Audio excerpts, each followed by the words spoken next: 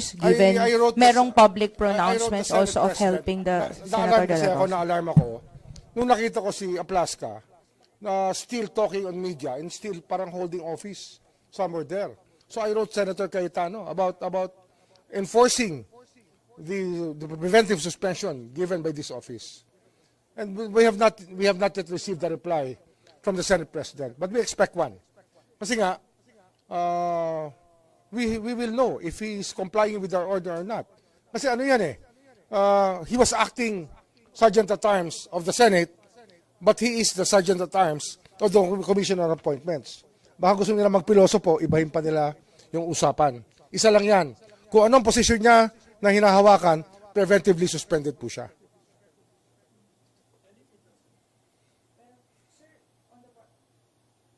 On the part of the senator, sir, kasi may mga public pronouncements na katulad ni Senator Padilla na kasama niyang umalis si Senator Bato sa Kasama yan Senate sa premises. inaano natin.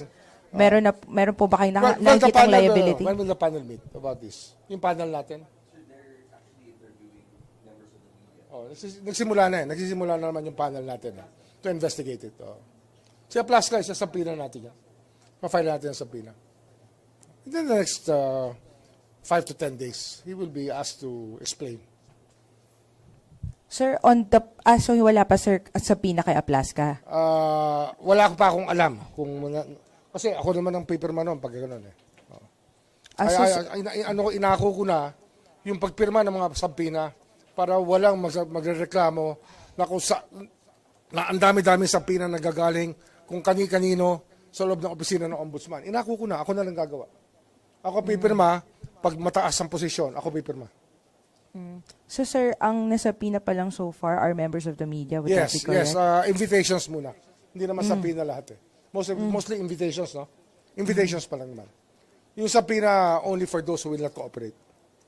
Okay. Sir, may timeline po when do we expect the resolution of the Senate? Ano yan? I do not want to stick to any timelines. It's traumatic for all of us. So wag na natin tanongin yan. Don't ask that question anymore. Wala na tayong timelines. We will not talk about timelines. But sir, dun sa investigation nyo po on the Senate incident, kasama rin po ba yung mga public pronouncements sa press conferences ng mga senador? Kasama lahat yan. Yung nasa Facebook Live nila? Kasama lahat yan. Kasama lahat yan. You are under attack at lahat. We will get to the bottom of it and we will come up with the truth kung ano nakita namin totoo. Okay, sir. Okay. Sir, yung kay, Senator Joel Villanueva, sabi niyo po in 2 weeks, ano po yung basis nun? DOJ recommendation din po ba yon or is it with the ombudsman? DOJ recommendation, but we're not adopting the DOJ recommendation in toto because we view it differently. Diba? Kaya nga we delegated to them, but we are not hard-bound to agree with their findings. We can still change the findings if we think that it has to be changed. Tsaka sabay naman, ginagawa rin namin yan.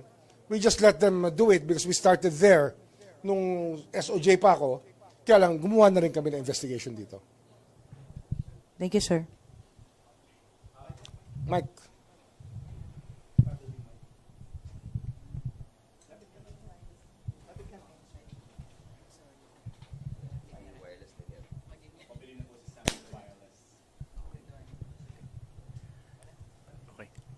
Sir, kung di ako nagkakamali nung mga unang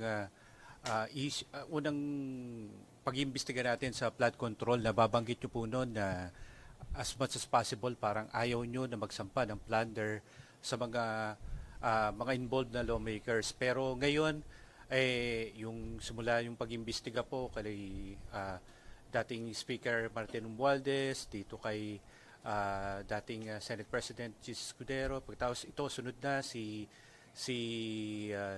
Senator Jinggoy, pagkatapos si Joel. Senator Villanueva. Ngayon plunder na po yung isasampa natin. Ano yung kasi yan? Anong naging dahilan bakit? Ito yan. Ang unang tingin natin kasi, parang naging imposible to prosecute plunder. Kasi nga, lahat ng ruling ng Supreme Court, ina-acquit lahat ng tao sa iba't ibang dahilan. Di ba parang nangyari na yan? Pero about thinking about it again and looking at the body of law that we have, we really can make a case for plunder. At dapat wag lang matakot kasi sometimes there are really bad decisions written by certain justices. And that can be overturned by the court. Yun ang ating change of attitude, is that we are hoping that the Supreme Court, of course, and Sandigan Bayan will look at it from a perspective of, from a very objective perspective na kung paano talaga nagko-constitute ng crime ng plunder. Kasi ano nga nagkaroon nga ng ibang pag-i-interpret na parang para lamang makaakwit ng tao na hindi naman dapat maakwit. Yun ang nangyari. Okay. So, ngayon po, kumpiyansa kayo dito sa mga... Tingin ko naman ang court system natin is very much aware of what we are up against. At alam nila that we have to work together to be able to solve this problem of corruption in the country. And they're the most vital cog of all when it comes to this.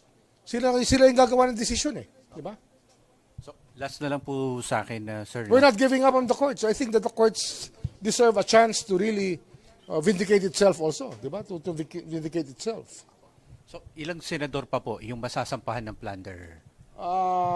Marami pang ibang kaso.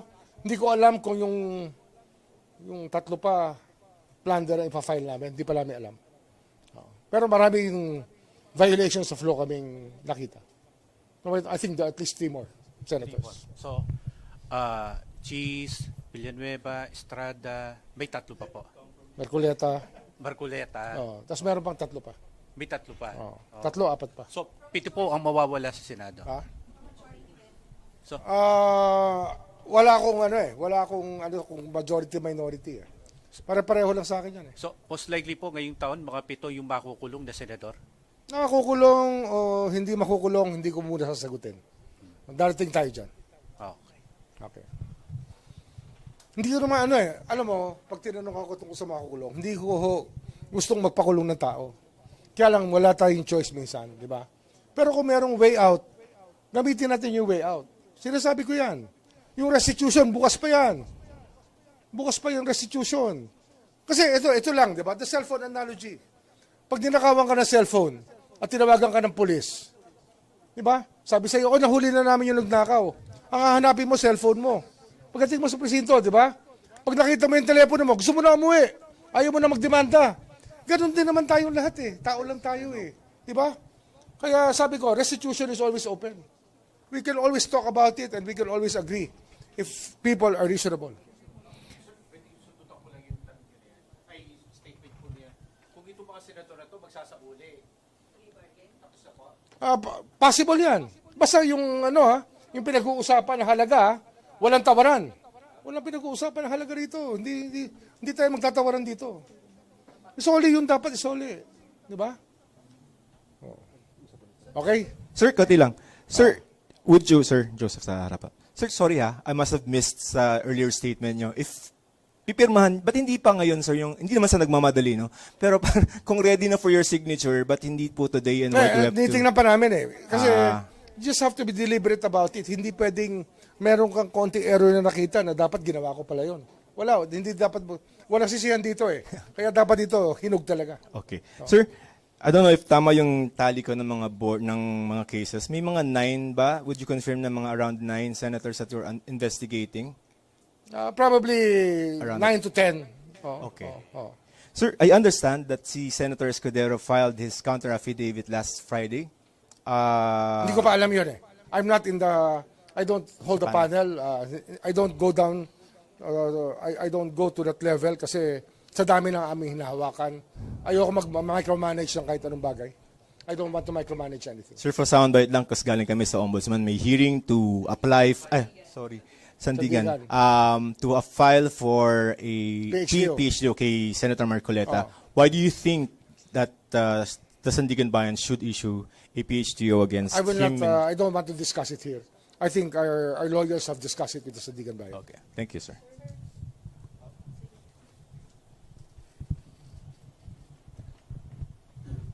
Sir, since tutuluyan po natin sa pag-file ng kaso si Senator Jinggoy Estrada, ang tanong daw po is wala po bang bearing dito sa Ombudsman yung sinabi ng Senate na walang official records na may budget insertion yung senador?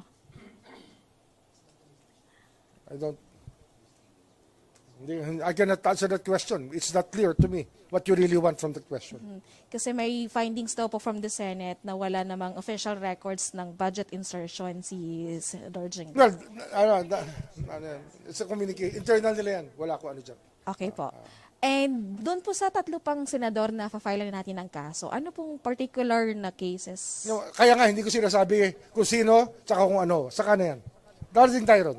Okay po. Alam Copy nila po. yan. Alam nila yan na meron sila. Oo. Thank you, Ombudsman. Sir, yung kay Senator Marcoleta lang po. Kasi yung nakalagay na complaint ay for plunder. Meron pong mga nagtataka, why plunder? Ano po? Kasi Why not? Why not it plunder? was a donation daw No, po. why not plunder? Kasi, Hindi ano daw yan po eh. public funds. Hindi, I will not discuss the technicalities. But why not plunder? Okay, sir. Thank you po. Okay. Thank you. Marami na kayo istorya yan.